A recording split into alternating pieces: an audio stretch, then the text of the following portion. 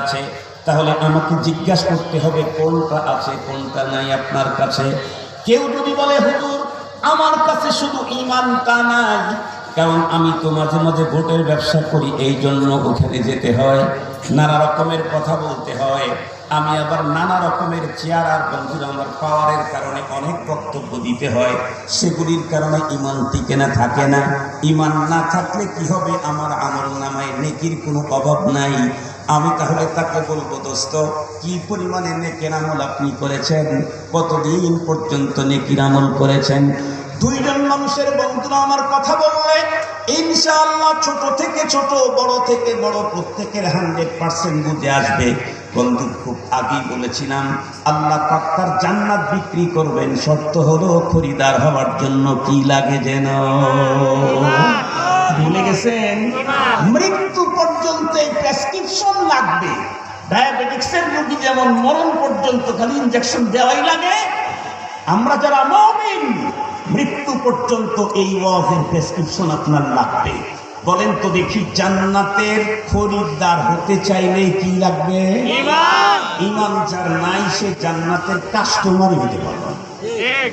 তারপরে কি কি দিয়ে কিনতে হবে ওইটা তো আলাদা আলোচ্য বিষয়, ওইটা পরে বলা হবে।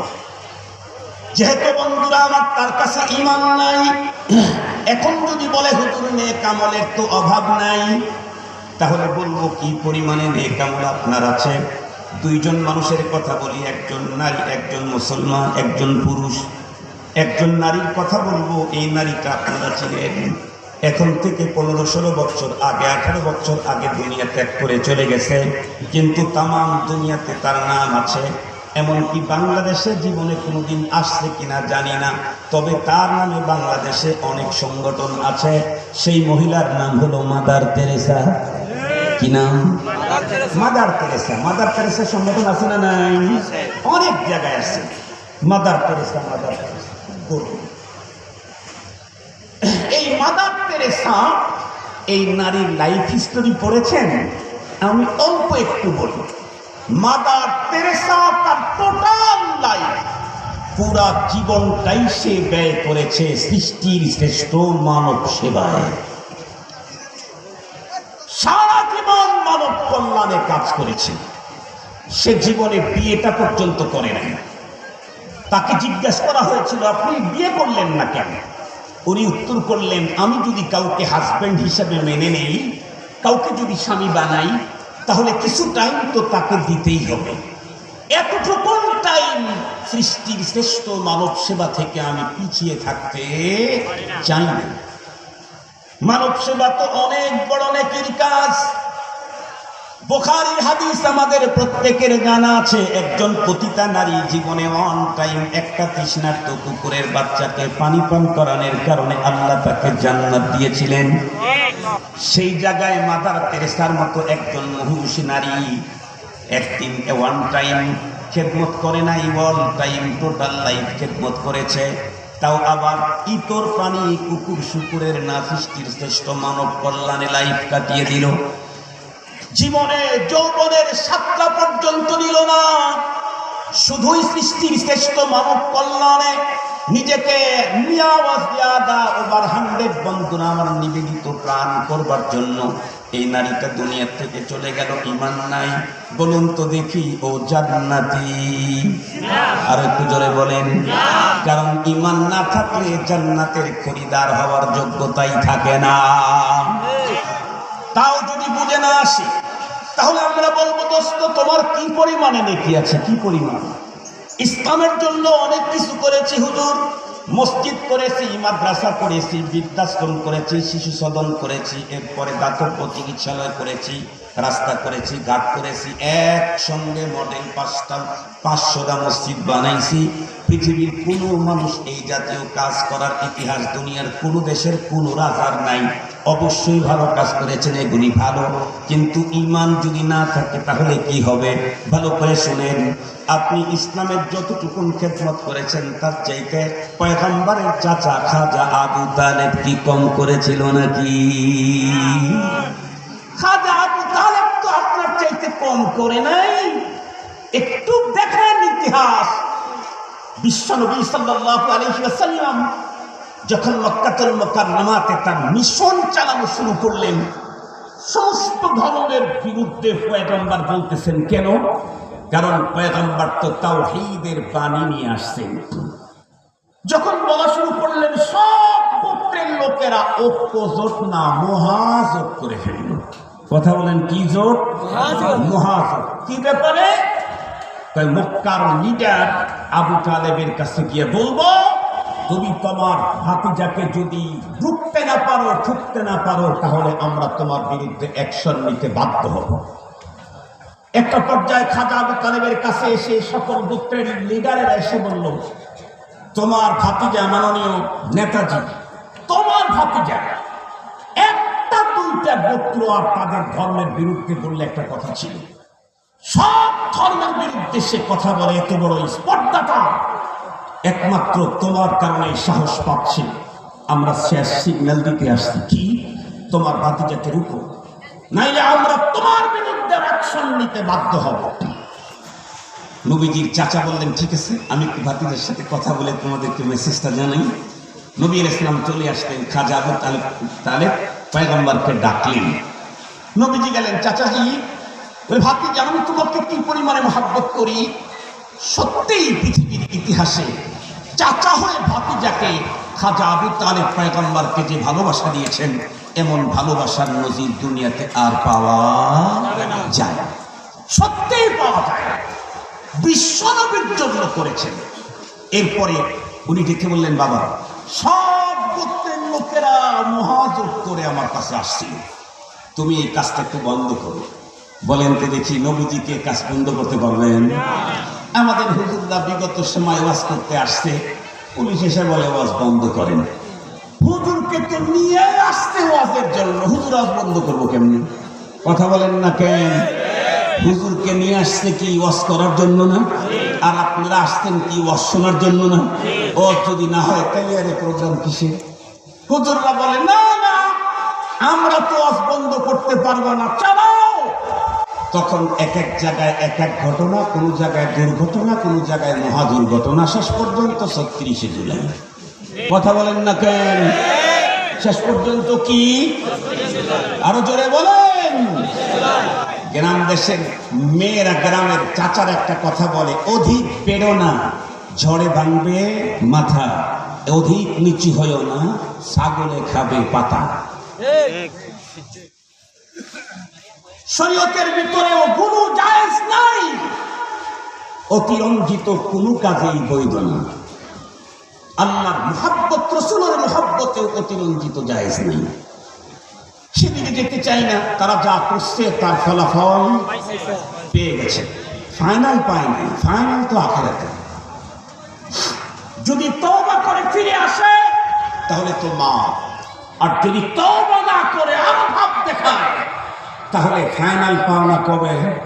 ওয়া ইন্নাকুম তুওয়াফাউনা উজুরাকুম ইয়াওমাল কিয়ামা। আমি যে জুলুম করছি আমার ফাইনাল দাও কিয়ামতে, যদি আমি তওবা করে ক্ষমা না নিতে পারি। শুধু ওই গ্রুপকে বলেন না, নিজেরাও একটু অ্যালার্ট থেকে আমাদেরও সজাগ থাকতে হবে, কাউকে ছাড় দেওয়া হবে না। সেটা কথা না। পয়গম্বর সাল্লাল্লাহু আলাইহি ওয়াসাল্লাম চাচাকে বললেন, চাচা, কি বলতে আসছেন আপনি আমারে? এই কাজ থেকে আমি নিজেকে কখনোই তো বিরত রাখতে পারবো না। কেন? আল্লাহ কোরআন শরীফের ভিতরে স্পষ্ট জানায় দিয়েছেন, হুয়াল্লাযী আরসালা রাসূলাহু বিল হুদা ওয়া দীনিল হাক্কি লিইয়ুযহিরাহু আলাদ দীনি কুল্লিহি ওয়ালাউ কারিহাল মুশরিকুন। রব্বুল আলামিন দুনিয়াতে রাসূল পাঠান কেন? নবীদের অনেকগুলি দায়িত্বের কথা কোরআন শরীফের মধ্যে আল্লাহ বর্ণনা করেছেন। এক জায়গায় আল্লাহ বলেন, হুয়াল্লাযী বাআসা ফিল উম্মিয়িনা রাসূলান মিনহুম ইয়াতলু আলাইহিম আয়াতিহি ওয়া ইউযাক্কিহিম ওয়া ইউআল্লিমুহুমুল কিতাবা ওয়াল হিকমা। আর এক জায়গায় আল্লাহ বলেন, ইয়া আইয়ুহান নবী ইন্না আরসালনাকা শাহিদান ওয়া মুবাশশিরান ওয়া নাযীরা ওয়া মুবাশশিরান না, ওয়াদাইয়ান ইলাল্লাহি বিইذনিহি ওয়া সিরাজাম মুনীরা। আল্লাহু আকবার বলেন।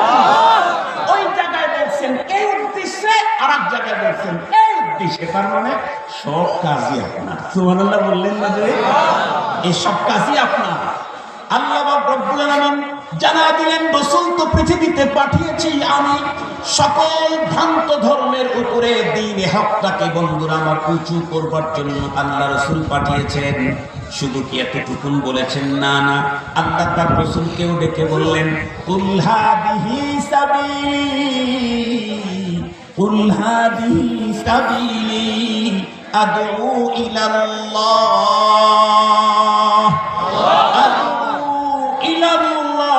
আনা আলা বাসীরাতিন আনা ওয়া মান ইত্তাবা'আনি। আল্লাহ তার রাসূলকে ডেকে বললেন, রাসূল আমার, আপনি স্পষ্ট বলে দিন হাদিহি সাবিলি, আমি মানুষকে আল্লাহর দিকে দ্বীনে হকের দিকে আহ্বান করি, এটাই আমার কাজ। আল্লাহু আকবার বলেন। বিশ্বনবীজির চাচা যখন দেখলেন ভাতিজা এই কাজ, চাচা ছাড়তে রাজি কিন্তু এই কাজ ছাড়তে রাজি না। আরে চাচা কেন, বাবাও ছাড়তে পারে, নবীগণ রিসালাতের দায়িত্ব ছাড়তে পারে না। জ্বলন্ত প্রমাণ আমাদের জাতির পিতা ইব্রাহিম খলিল আলাইহিস সালাম বাবারে ছেড়ে দিলেন ধর্ম, মাকে রেখে গেলেন ধর্ম, দেশ ত্যাগ করলেন ধর্ম ত্যাগ। কথা বলেন না কেন? আগুনের ভিতরে পড়তে রাজি হলেন, আল্লাহর দিকে দাওয়াত দেওয়া বন্ধ করলেন না। এটা নবীদের কাজ। মুহতারাম হাজিরিন, নবীকে হাজার প্রেসার ক্রিয়েট করে কি আর ওই মুলা খাওয়ানো সম্ভব? কখনোই না। মুহতারাম হাজিরিন, নবীজির চাচা যখন দেখলেন ভাতিজাটা এটা ছাড়বে না কোনোভাবেই, তো উনি ভাতিজাকে ডেকে বললেন, ভাতিজা তুমি তোমার মিশন তোমার মতো করে চালাইতে থাকো, যতক্ষণ পর্যন্ত আমি খাজা আবু তালেবের দেহের ভিতরে রক্ত আছে, বাতাসের আপ ডাউন আছে, হায়াত আছে, ততক্ষণ পর্যন্ত আমি তোমাকে সব দিক থেকে সেফটি দেব, শেল্টার দেব। খাজা আবু তালেব শুধু কথায় বলেছিলেন না, প্রমাণ করেছিলেন। ওই যে ইতিহাস আপনাদের জানা আছে, খাজা আবু তালেবকে দিয়ে যখন পয়গম্বরের ইসলামের মিশন বন্ধ করা সম্ভব হলো না, তখন মহাজোটের লোকেরা কি করলো? তারা বলবো বয়কট বয়কট বয়কট। কিসের বয়কট? খাজা আবু তালেব মুহাম্মদ তাদের ফ্যামিলি থেকে টোটাল বয়কট। একজন মানুষ তাদের কাছে বসতে পারবা না, ওরা এসে বসতে চাইলে জায়গা করে দিবা না, ওরা কথা বলতে চাইলে তোমরা আওয়াজ করবা না, তোমরা ওদের কাউকে ডাকতে পারবা না, সালাম দিলে উত্তর দিতে পারবা না, নিজেরা সালাম দিতে পারবা না, কোনো কিছু তাদের কাছে বিক্রি করতে পারবা না, তাদের কাছ থেকে কোনো কিছু খরিদ করতে পারবা না। এমন বয়কট শুরু হয়ে গেল। একজন মানুষ তাদের সঙ্গে কথা বলে না, কোন খাবার তাদেরকে দেয় না, তাদের কাছ থেকে কোনো কিছু খরিদ করে না। 1 বছর 2 বছর 3 বছর পর্যন্ত বন্ধুরা আমার এত ভয়ঙ্কর অবস্থার ভিতরে খাজা আবু তালেব নিজেও রইলেন। 1 সেকেন্ডের জন্য ভাতিজাকে ডেকে বললেন না, ভাতিজা তোমার ধর্মের কারণে আমি এত কষ্ট সইতে পারবো না, এ কথা বলেন নাই। পয়গম্বরের সঙ্গে খাজা আবু তালেব দিনগুলি কাটাইতে কাটাইতে এক পর্যায়ে জীবন বাঁচানোর তাগিদে বন্ধুরা আমার খাদ্য না পেয়ে গাছের পাতা তুতা খাওয়া শুরু করে দিলেন। তবুও খাজা আবু তালেব পয়গম্বরকে তার মিশন বন্ধ করার জন্য বললেন না। এই খাজা আবু তালেব দুনিয়া থেকে বিদায় নিয়েছেন, বলুন তো দেখি ঈমান তার নসিব হয় নাই কিয়ামতের দিন? বন্ধুরা আমার বলুন, এই খাজা আবু তালেব জান্নাতি হবে নাকি জাহান্নামী? খুব ভালো করে বুঝবেন, খাজা আবু তালেব ইসলামের জন্য এমন কোরবানি করলো, আমার মতো আব্দুল বাসিত 10,000কে এক জায়গায় করলেও ইসলামের জন্য ওই পরিমাণে কোরবানি আমরা করতে পারি নাই।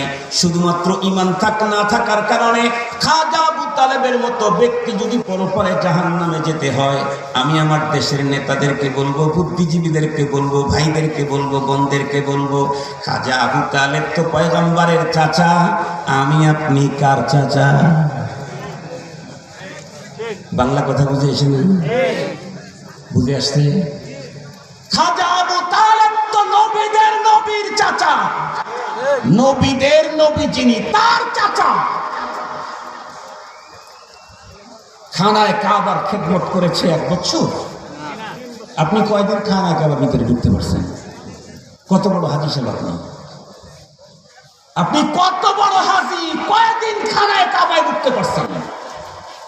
খাজা আবু তালেব খানায় কাবার খাদিম। জমজম কূপ তো আল্লাহ পাক রব্বুল আলামিন উদ্ধার করেছেন খাজা আবু তালেবের বংশধরকে নিয়ে।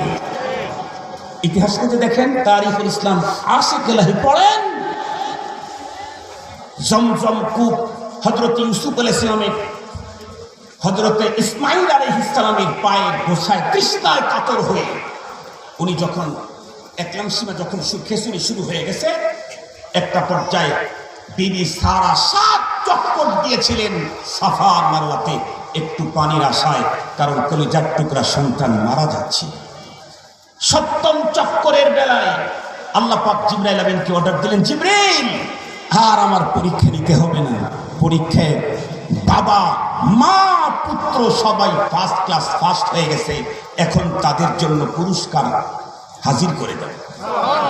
কি কয়? আমার আগামী দিনের পয়গম্বর, আমার পয়গম্বর মুহাম্মদুর রাসূলুল্লাহর বাবা হযরত ইসমাঈল, তার বাম পায়ের গোছার নিচে ছোট শিশু বাঁকা হয়ে আঘাত করতে করতে একটু গর্ত হয়েছে না, হ্যাঁ, ওইখান থেকে জমজমের পানি জারি করে দাও। এর আগে তো পৃথিবীতে জমজম ছিলই না। জমজমের এই ঝর্ণা তো শুরুই হয়েছে ইসমাঈল পয়গম্বরের পায়ের গোছার আঘাতে। সেই জমজম কূপ কালের পরিবর্তনে কোনো একটা সময় সমস্যা বিভিন্ন ইটি হয়ে গিয়েছিল, আল্লাহ পাক তাদের দ্বারা এক মুদ্রা নিয়েছেন। সুবহানাল্লাহ বললেন না? যে খাজা আবু তালেব কোন বংশের? ইসমাঈলি বংশের মানুষ। ইসমাঈলি বংশের মানুষ, যেই বংশের একজনের পায়ের খোঁচায় জমজমের পানি জারি হয়, সেই বংশের লোক হওয়ার পরেও ঈমান না থাকার কারণে জান্নাত না জাহান্নাম? এ দোস্ত, মসজিদ বানাইছেন 500 টাকা, মাদ্রাসা বানাইছেন 2000 টাকা, হুজুরদেরকে রমজান